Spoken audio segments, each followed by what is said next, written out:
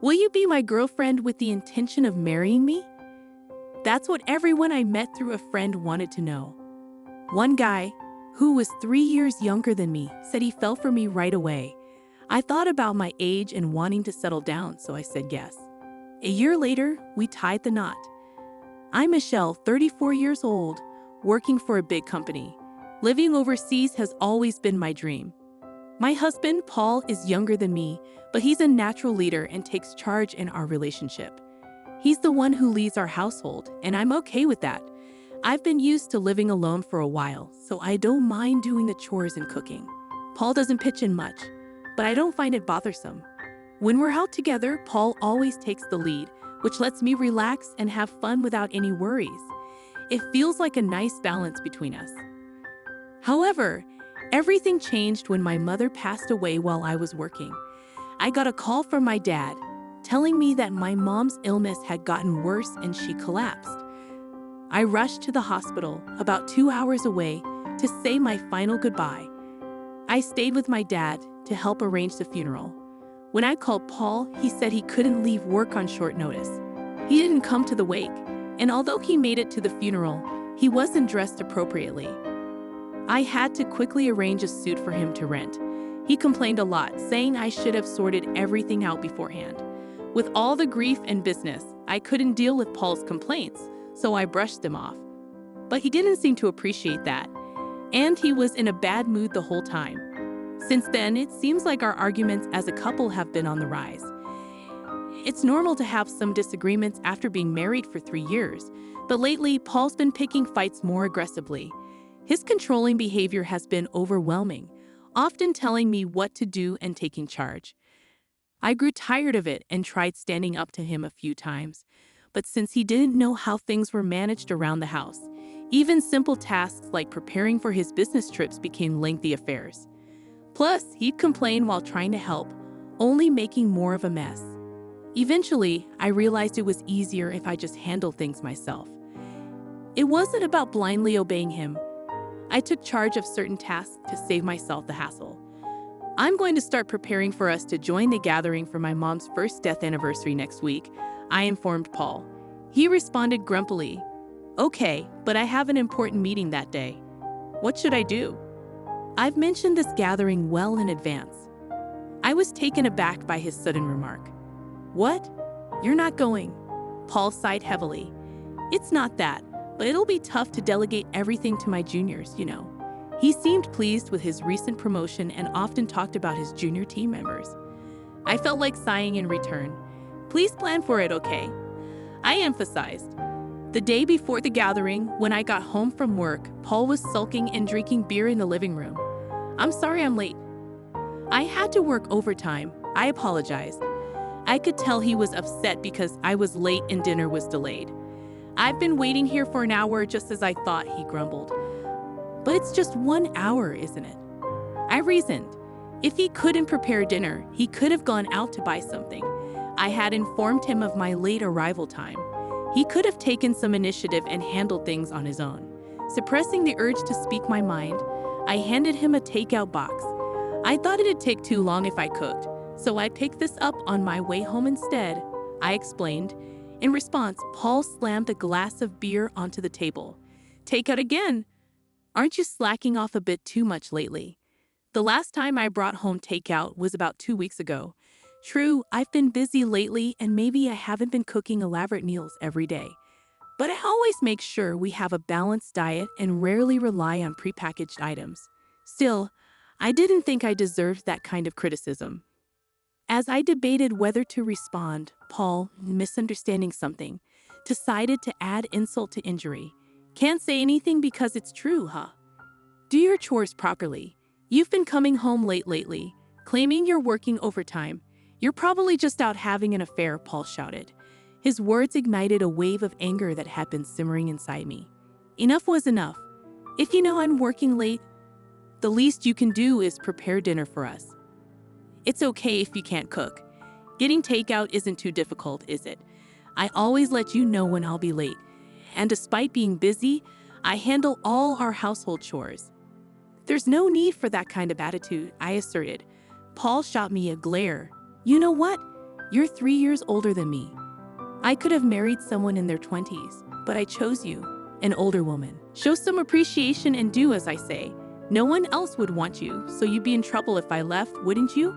Did he really just say that? I was furious and couldn't hold back any longer. Then maybe you should have married a younger woman when we started dating before we got married. I asked if you were okay with me being older, and you said yes. That's why we got married. Even without you, I could manage my life. I retorted. Paul scoffed at my words. Whatever, let's get a divorce. With that, he grabbed his beer and the takeout box and stormed off to his room. We had arguments before, but this was a first. I was done with him.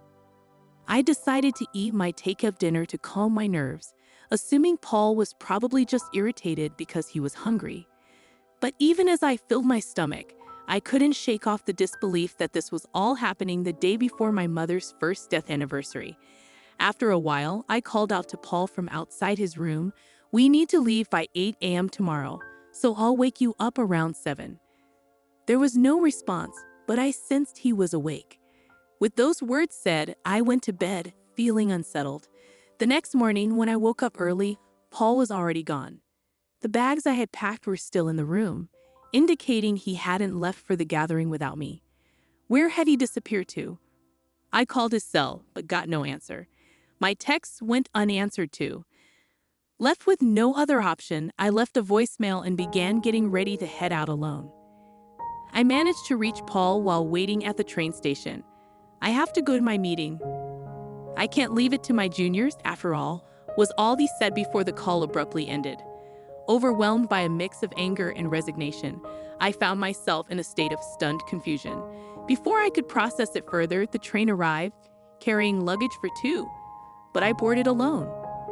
When I arrived at my father's house, he anxiously inquired, "Where's Paul?" Seeing my father's sadness since my mother's passing, I didn't want to add to his worries.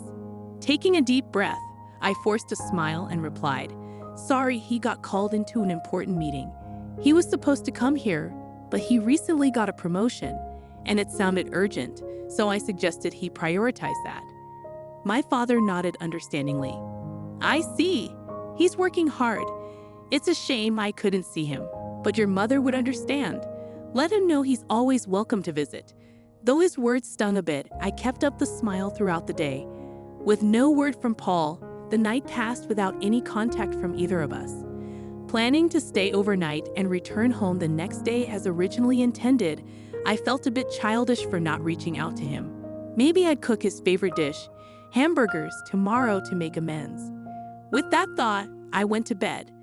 The next day, after leaving my father's house and arriving home around noon, I decided to drop off my bags before heading to the grocery store. As expected, dirty laundry was strewn around the living room, a sign that Paul still hadn't grasped how to use the washing machine. Sighing, I gathered the laundry and tossed it into the washer along with my own. Taking a break and returning to the living room, something on the table caught my eye. As I got closer, disbelief washed over me. There, sitting on the table, were divorce papers, already signed by Paul. Why? I stared at the papers, bewildered. Was this his way of asking for a divorce? Pulling out my cell phone from my bag, I realized it should be Paul's lunch break. I wasn't sure if Paul would answer, but to my surprise, he picked up on the first ring. "Paul, what's the deal with these divorce papers?" I asked, trying to keep my voice steady. On the other end, Paul laughed. "What do you mean?" "It's pretty straightforward. I don't want an older wife who won't do her share of household chores. That's why I've decided on a divorce. If we split, I can find someone younger and more appealing. After all, a wife is like a status symbol, isn't she? It's hard to boast about you being older when my colleagues ask. Dodging the topic isn't exactly simple." I was speechless, utterly lost for words. If you don't want a divorce, then start pulling your weight around the house. I'll be home as usual today, so make sure to grab some beer, all right? But if you're set on this, take the divorce papers to the family court. The ball's in your court, he said before hanging up abruptly. The call left me stunned, unable to utter a single word. It seemed Paul believed his ultimatum would force me to comply. All this time, I'd done the chores not out of fear of him leaving, but because I disliked having to ask him. He likely assumed otherwise, presuming my compliance stemmed from a fear of abandonment, given his dominant nature. Being married to a younger man might draw envy from others, but in reality, there's nothing particularly remarkable about it. I often found myself emphasizing his age, but truth be told, he's quite average in appearance, personality, and income. Describing him as younger was simply convenient. Initially, the age gap concerned me, but now that we're both in our 30s with only a 3-year difference, it feels insignificant. Had the gap been wider, perhaps I feel differently, but constantly being labeled as the older wife when we're essentially peers feels disheartening. I grabbed my bag and made a beeline for the family court. As I handed in the divorce papers, a wave of relief washed over me. Despite thinking we were doing okay, it's clear things are over now. But I can manage without Paul. With that realization, a weight lifted off my shoulders, prompting me to reach out to my boss and request a few days of paid leave. Luckily, work had just eased up, so he granted me about a week off. Now that I'm divorced, it's time to sort out my belongings. Thankfully, I didn't have much to begin with, so tidying up was a breeze. I stashed the larger items in a storage unit, packed my essentials and clothes into the car, and on a whim, decided to head to a hot spring resort. It seemed like the off-season for hotels, so I managed to snag a cheap room on the spot. The thrill of the drive filled me with excitement. As I soaked in the hot springs and lounged in my room, my phone suddenly rang. "Michelle, I asked you to pick up beer, didn't I? Where are you?" I couldn't help but chuckle, recalling Paul's usual routine. "I'm actually at a hot spring resort right now," I replied. "What? A hot spring resort? Why?" Paul's confusion was evident in his voice. "Well, you did say to file the divorce papers if I disagreed with you," I reminded him, amused at the thought of his reaction. "Wait, you actually filed them?" Paul sounded flustered. "Of course I did. Why? Is something wrong? After all, it was your suggestion." Paul finally regained his composure. "Are you serious?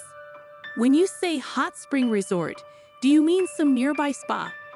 If that's the case, I'll grab dinner, so just come home soon." His sudden caring tone made me laugh even more. "It's about an hour-and-a-half drive. They even have an outdoor natural hot spring.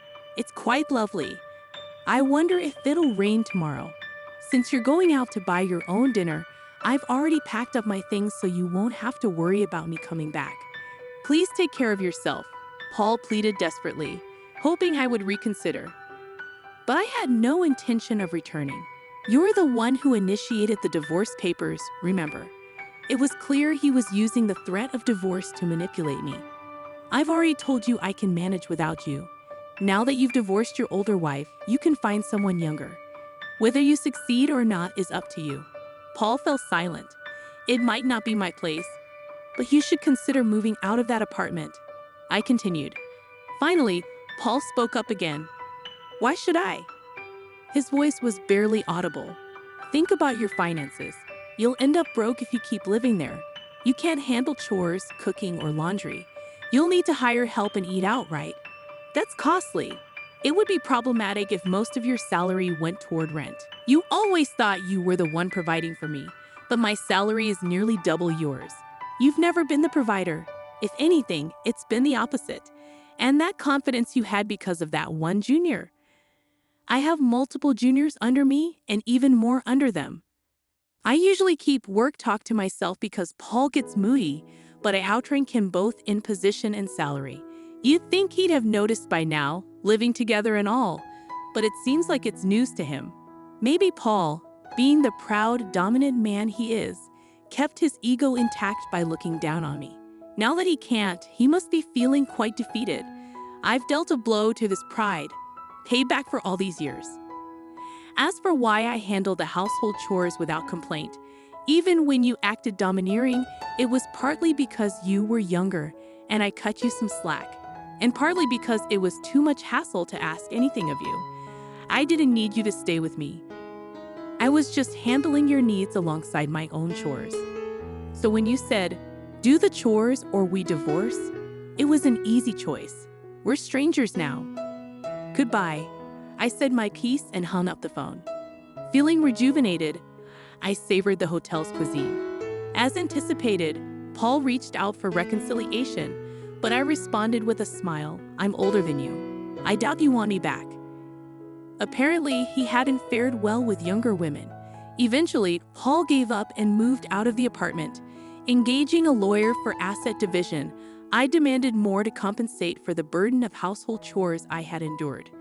Paul, being thrifty, didn't hire legal representation, giving me the upper hand.